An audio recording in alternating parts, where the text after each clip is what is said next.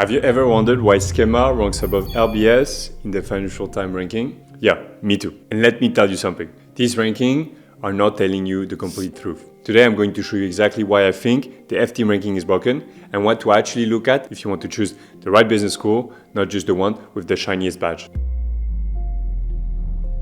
Part 1. Salary doesn't mean what you think it means. So let's start with this. The number one factor in the Financial Times ranking is salary after graduation. No, on the surface, of course, that makes sense, but it's actually how they measure it that is problematic. You'd think the higher the salary, the better the program, right? But here's what you need to take into account. They're ranking school based on gross salary, not purchasing power. So let me give you an example. Let's say one graduate earns 90K in Geneva, another earns 70K in Paris. Now sure, on paper, you look at 90K, looks better. But in real life, Geneva is one of the most expensive cities in Europe. And even though there's less taxes in Switzerland than in France, rent is going to be absurd in Geneva, and even groceries are going to be more expensive. The overall cost of living in Geneva is going to be more expensive. So the person earning 70K in Paris might actually have more money left at the end of the month than the one earning 90K in Geneva.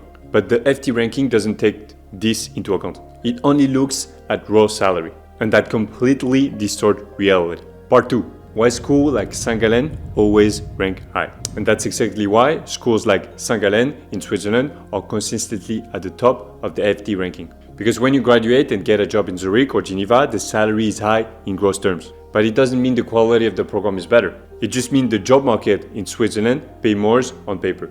With MinPrep, I've worked with hundreds of students. And when a student hesitates between HEC and St. Gallen or LBS in St. Gallen, if they're not targeting the German-speaking world, they will almost never pick St. Gallen. But if you look at the FT list, St. Gallen is number one year after year because of gross salary. So not because of curriculum, not because of brand, not because of career outcomes in the global market, but because of gross salary. Just because of one number, gross salary. Part 3, you can't trust a ranking that changes every year. And even if you look past the predominance of gross salary in their ranking, take any school and check how it moves in the FT ranking year to year. 1 year is going to be 4th, next year it can be 11th, then it's back to 3rd. But actually, if you wonder what actually changed in the program, it actually didn't change much. The program did not change, the professor did not change, the brand is still the same, but the ranking jumps all over the place. So how can you trust something that claims to reflect deep quality of the program when the quality hasn't changed that much,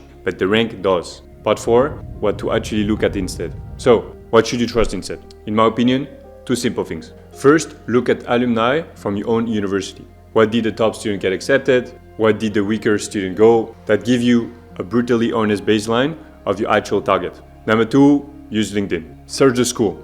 Check where graduates actually work. Which firms, which cities, which roles. And don't forget, compare what's actually comparable. McKinsey in Amsterdam is not the same as McKinsey in Casablanca. BCG in Warsaw doesn't offer the same exposure as BCG in London, etc., etc. You have to compare outcomes that are actually relevant to your profile and to what you want to do in your career. Part 5. Is there any ranking worth using? If you still want to look at ranking, the QS ranking is slightly less biased in my opinion. But even this ranking won't tell you what you really need to know because recruiters don't hire based on ranking. They are based on your CV, your school brand in that specific market, and whether your background fits the company need or not. So next time you see a flashy ranking, ask yourself, is this helping me make a smarter choice? Or is this just helping school market themselves better? So yeah, if you forget the ranking, know here's what actually matters when you're choosing your target schools. There are going to be 4 things you should seriously take into account. First is going to be the industry you want to break into. Business school is more than just education. It's a network. It's a signal. So if you want to go into finance, choose a school that has a real track record, places students in finance. I'm talking about LSE Finance if you want to work in London, Import Finance, LBS Master in Financial Analysis, etc., etc. If you want to do consulting, then Insight is number 1 in Europe for number of persons placed in MBB and senior roles in Big 4. The number 2 factor is going to be location and network.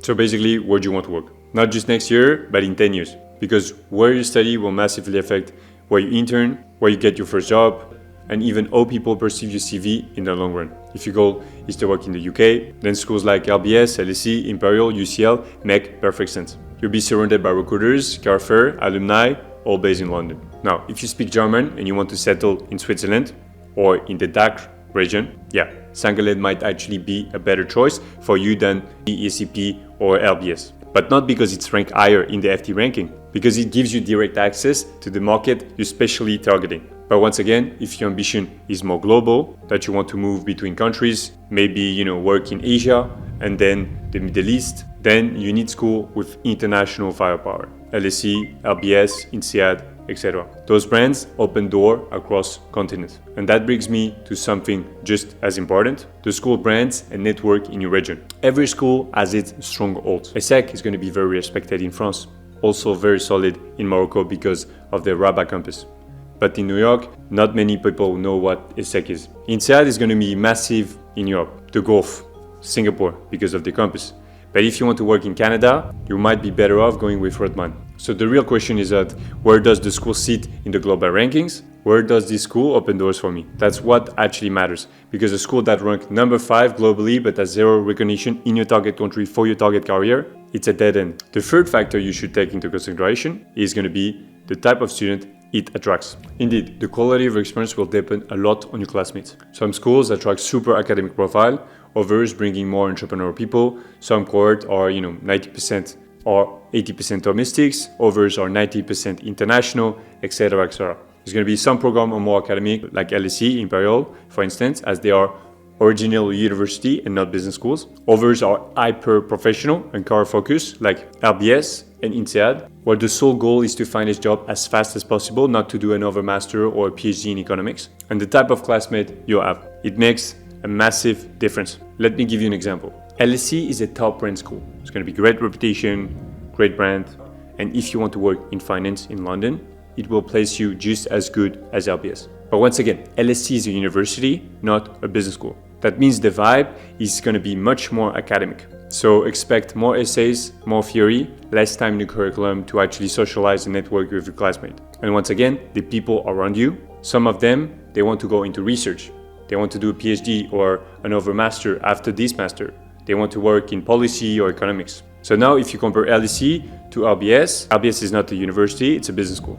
The programs are built for professionals. The teaching is applied. The class are career-driven. And most students there, as I said earlier, they want to go straight into consulting, banking, VC, or tech. No one's aiming for academia. Everyone's there to land a job, grow a network, and build a very high-level career. So even if LBS and LSE are both ranked high, your day-to-day experience, the people around you, the energy in the room are going to be completely different. It's the same thing in the US. If you want to build a startup, go to Stanford. If you're into policy and social impact, maybe Harvard, Kennedy makes more sense for you. Every school has its own DNA. And the question is not which one is better, it's which one fits the kind of life you want to build. So do your own research, talk to students, ask them, what kind of people are there, what drives them, did you feel like you belonged, etc., etc. Because if the vibe is off, the whole experience will feel off. I actually made a video where I compare the top European business school based on student experience. If you want to check it out, it's going to be, how's the social life, where you're located in the city, what are the people like, how is the alumni network once you have graduated, etc., etc. Everything from the student point of view. If you want to check it out, you will see a link somewhere on the screen. We studied at this TAL program in Europe, and we actually asked this question from a student point of view. If you want to check it out, you will see a link somewhere on the screen. Because at the end of the day, this is going to be the factors that are actually going to shape your experience in your business school. So yeah, don't get me wrong, rankings are still very important and can give you good signals about if a program is good for you or not. But if you want to make a smart decision, I would say forget about the hype and focus on the fundamentals. Industry fit, geography, network, culture of the business school. Anyway, in the next video, I'm going to break down how business school make admission decision and what they're actually optimizing for. Not the version they give you on the website or they pay the recruiting manager to tell you, but the real logic behind how they build each class. Quotas, diversity, postgrad stats, visa, balance, etc., etc. All the stuff you need to understand if you want to apply strategically. Anyway, I see you in the next video, and don't forget, Amat Victoria Curam, victory loves preparation.